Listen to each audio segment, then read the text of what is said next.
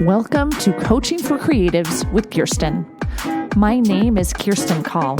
I'm a therapist-trained life coach and a children's book author. Together, we'll get the drama out of our lives and onto the page. Let's get started. You are listening to Ep.113, Making Your Own Luck. Yesterday was St. Patrick's Day, so I thought it'd be fun to talk about making your own luck. Tony Robbins said, "The meeting of preparation with opportunity generates the offspring we call luck." When I first started writing picture books, I would win all the giveaways. I won books and classes. I'll forever be grateful for winning tuition to the Lyrical Language Lab, a class taught by the wonderful Renee Latulippe, which continues to help me immensely. I won giveaways even at conferences. I always felt exceptionally lucky.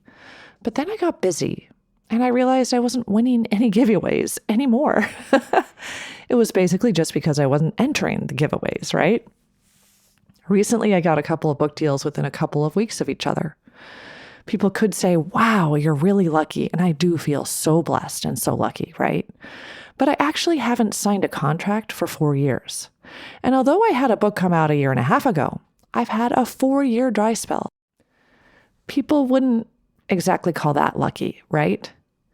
And before that, I had 5 books come out within 3 years. Super lucky, right? Everyone was saying, "Wow, you're so lucky." But that was after a 6-year dry spell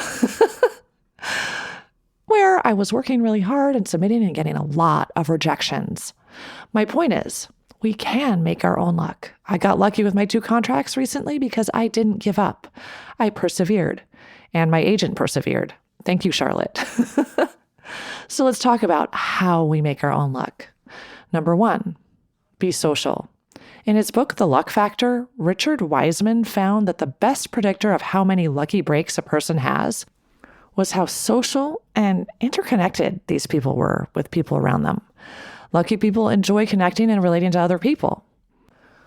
When presented with new social situations, unlucky people talk to people they already knew or people who were most like themselves, whereas lucky people talk to so many different types of people. Although I am a closet introvert, I've networked at conferences, gone to critique groups, and interviewed many editors and illustrators and authors. In fact, Smarty Ant sold to an editor I interviewed for my podcast, Picture Book Look. And another one of my recent sales was to an editor I'd interviewed for the podcast also. I don't know if meeting me on Zoom helped with those sales. I'd like to say my work speaks for itself, but it definitely doesn't hurt to have met and talked to so many editors. In his book, Wiseman says, "I discovered that being in the right place at the right time is actually all about being in the right state of mind. Lucky people increase their odds of chance encounters or experiences by interacting with a large number of people, and that makes perfect sense. Chance opportunities are a numbers game. The more people and perspectives in your sphere of reference, the more likely good insights and opportunities will combine." Number 2, take risks. Success really does live in the neighborhood of failure. Success is a long, painful string of failed attempts. Again, so many people talked about how lucky I was when I got several books within a couple years. But they weren't taking into account all of the rejection and the 6 years of nothing. So do things that might lead to failure. Say yes when you're not sure you'll succeed. Try new things that are uncomfortable. Be spontaneous. Spontaneity will open you up to more opportunities and adventures. When we follow the same boring routine, we get fewer opportunities and fewer possible successes. It's impossible to predict all the possibilities that are available to us when we take risks and change things up. For example, when COVID happened, I decided to start a podcast with my dear friend and co-host, Kim Chafee. That podcast, Picture Book Look, led me to interview so many incredible authors and illustrators and editors and agents. I've made connections I never would have made otherwise.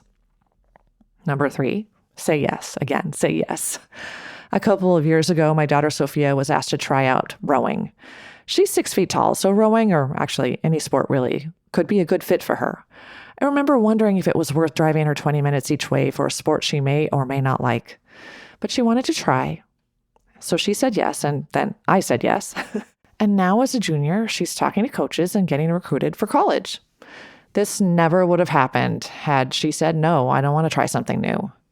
It also never would have happened had I said no and refused to drive her for that first week of trying it out, and of course driving her year round every day for the next couple of years. I eventually found a carpool, so thank goodness. But all of this luck for Sophia came from saying yes and working hard. She works really hard. Number 3, maximize your return on luck. Recently, 2 researchers finished up a 9-year study on luck and its role in determining the fate of the most successful companies in the world. Did people like Bill Gates get bigger lucky breaks more often than regular people? Did software businesses go under when Microsoft thrived because of unfortunate circumstances, unpredictable events outside of their control, which derailed their company? The answer is no. The researchers found, after measuring 230 luck events over dozens of businesses, that the ultra-successful businesses did not receive any more lucky breaks than the companies that failed. What set them apart is something they called return on luck. And they're calling it ROL, return on luck. All businesses have positive and negative events impacting their businesses in unpredictable ways. What sets successful companies apart from the others is that they maximize their positive luck and minimize their negative luck. In other words, they get a high ROL, or return on luck. When Bill Gates found out he had the opportunity to program an operating system from the original Altair, he stayed up for weeks on end, skipping classes, often not sleeping for days at a time, to take advantage of that opportunity. He recognized it was a once-in-a-lifetime chance, so that's a high return on luck. Researchers found that the ultra-successful companies do this all the time, and even though other companies were exposed to similar lucky circumstances, the most successful ones took far more advantage of the serendipitous situations. Also, the best companies minimized bad luck the most successfully, or even turned bad luck into an advantage. And the companies that failed didn't. As soon as disaster struck, they caved. So, what does that mean for us as individuals? If we intentionally capitalize on our own lucky breaks and intentionally minimize the effects of our failures, we can become as lucky as tycoons like Bill Gates, right? So I want you to take some time right now to list some positive things in your life that you can capitalize on. Also list some negative things in your life that you can purposefully minimize. I want you to figure out how you will magnify the positive and shrink the negative. Write down at least 3 things you can do in your life immediately to make your own luck, for your own return on luck, your own ROL. For me, right now, I can maximize the opportunity of having an agent by showing her my very best work, writing new saleable things, so she can do her job by submitting my stories to editors. I can minimize the negative impact of rejections, which I get regularly, by counting each rejection as a step towards success. Again, success lives in the neighborhood of failure. Number 4, be generous. When we are generous with other people and help them feel lucky, it has a boomerang effect, like a ripple effect. Number 5, go for what you want, not what you think you should want. When we have passion for something and desire it with our whole hearts, we're more lucky. When we go for what other people think we should want, the magic is unlikely to be there.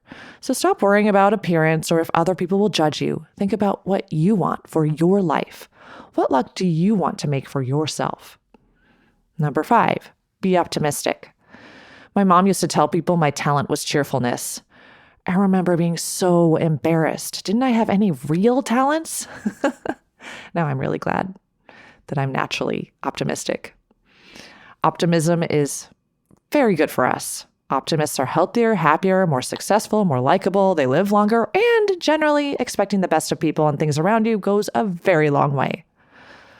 Optimism and overestimation of oneself is more likely to lead to successful performance. Even just the belief that you were lucky can alter your results drastically. Our performance rises to the level of our expectations.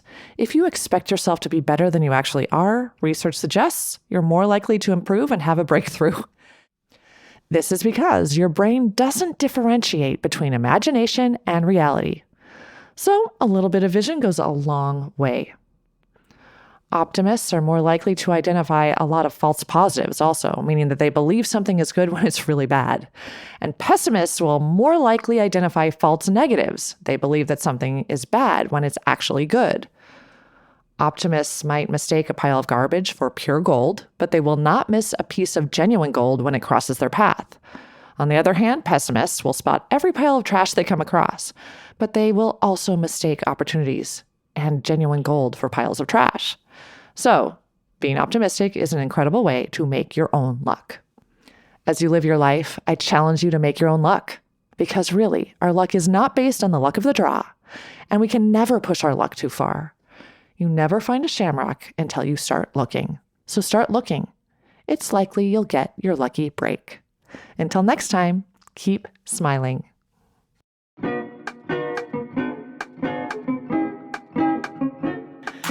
If you like what you've heard, check out my Get Yourself Unstuck program.